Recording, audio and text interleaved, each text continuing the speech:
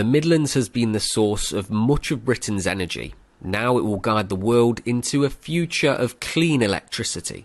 West Burton in Nottinghamshire has been picked for the first fusion power station.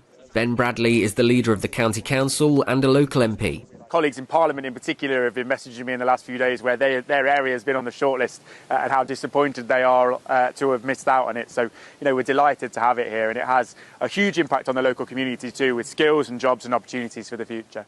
The government's commitment to Bassetlaw here in Notts comes with a £200 million promise initially. Afterwards, up to £20 billion for the regional economy, plus 10,000 jobs. Bassetlaw's MP, Brendan Clarke-Smith, says this is levelling up in action. This is on a different scale, and this is something that is going to be globally significant, and it really puts Bassetlaw on the map. We're maybe world famous for Robin Hood in these parts, but I think now we're going to be world famous for nuclear fusion.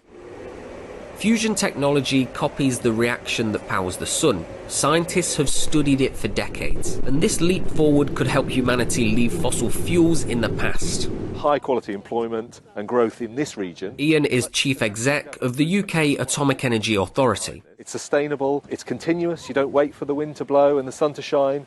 So it has all this really attractive features, but it's really hard, and we haven't yet shown that we can do it. That's why this is so important, because it's going to show that we can do it.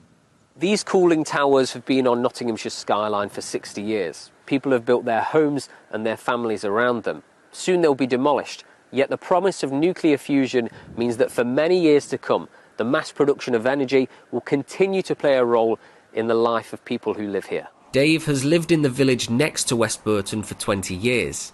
He says the community has welcomed the news. We're so used to having it, and it's been good for the population here.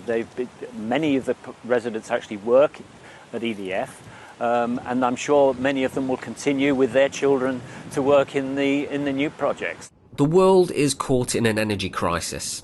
The climate is changing, while Putin restricts gas as a weapon of war.